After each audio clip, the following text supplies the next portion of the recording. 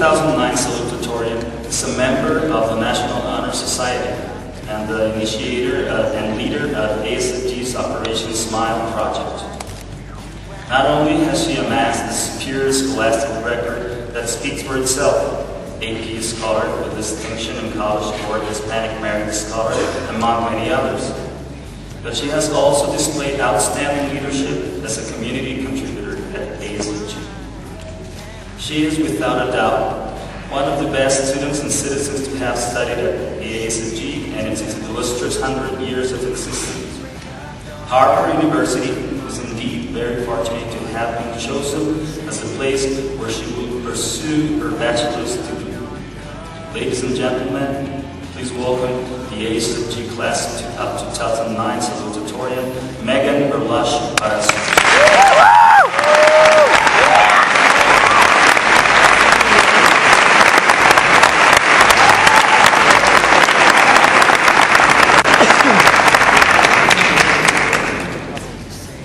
Fellow graduates, over the past 13 years, we have shared our lives among the classrooms and corridors of the American School Foundation of Guadalajara. We have danced our way through Folklorama, pushed ourselves through the mini Olympics, grieved over the loss of a beloved principal, and worked tirelessly to save hundreds of turtles on the beaches of the Pacific coast. Together, we have shared and created countless stories, stories that will forever bond us together as a generation. Today, I would like to offer two seemingly unrelated yet connected stories, the last stories we will share as students of the ASFG. My first story is of a man known as Easy Eddie. Easy Eddie was the head lawyer for Al Capone, the corrupt gangster who controlled the city of Chicago for decades. Using his natural brilliance as an attorney, Easy Eddie was more than capable of keeping Capone out of jail and was rewarded generously for it. Eddie seemed to have it all. He had money, servants, estates, but of all his possessions, what he loved more than anything was his son. Eddie gave him all that any boy ever needed or desired. But among all the luxuries that a father could lavish on his child, there were two things that Eddie knew he could not give his own son: a good name and a good example. The tainted name Eddie now carried began to haunt him. Eddie made the decision to do the right thing and sacrifice his job, his influence, and probably his own life to try and save his name. Easy Eddie joined the government as an informant so that they could convict Al Capone. He enabled authorities to give the criminal a lifelong prison sentence. A year later, Eddie was gunned down on the streets of Chicago. But Eddie had achieved what he had set out to do. Easy Eddie made the ultimate sacrifice for his son. Such devotion is something that all parents have in common, including those sitting with us today.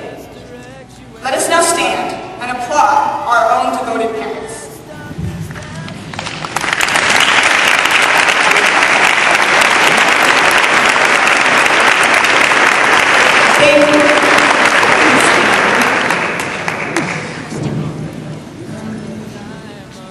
My second story is of a man named Butch O'Hare, a U.S. Naval Academy graduate who served as a pilot for the U.S. Navy during World War II.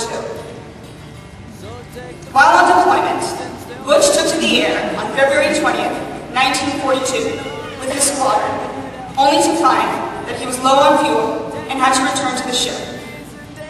As he approached his fleet, he was confronted by an entire squadron of Japanese planes. Knowing that no other planes were there to defend the fleet, Butch flew straight in to fight them, with the seemingly impossible task of scaring them off.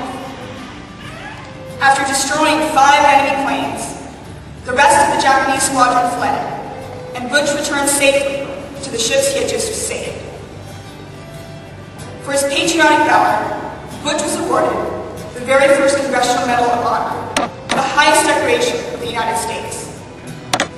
Butch was killed in battle a year later, but his memory lives on. You may recognize his name from the Chicago O'Hare Airport, which I'm sure many of you have or will travel through at some point in your lives.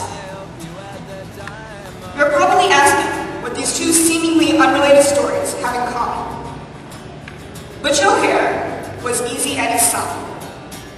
Yes, Butch O'Hare was the son Easy Eddie had loved so dearly. It is amazing to think that the name that Eddie died to clear now lives in fame instead of infamy, and that his sacrifice made such a large difference in the world and in his son's life. When the police searched Eddie's body after he was shot, a poem by Robert H. Smith was found in his vest pocket. It reads, "The clock of life is wound but once, and no man has the power to tell just when the hands will stop, at late or early hour. To lose one's wealth is sad indeed, to lose one's health is more.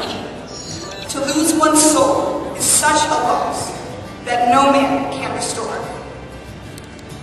The present only is our own, so live, love, toil with a will.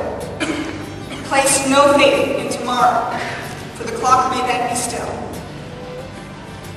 Easy Eddie chose to redeem himself, and with a single righteous decision, managed to change his family legacy.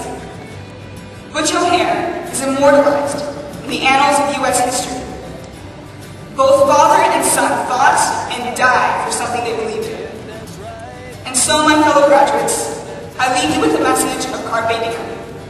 Seize the day, revel in it, and never forget that you always have the power to make a difference. Thank you.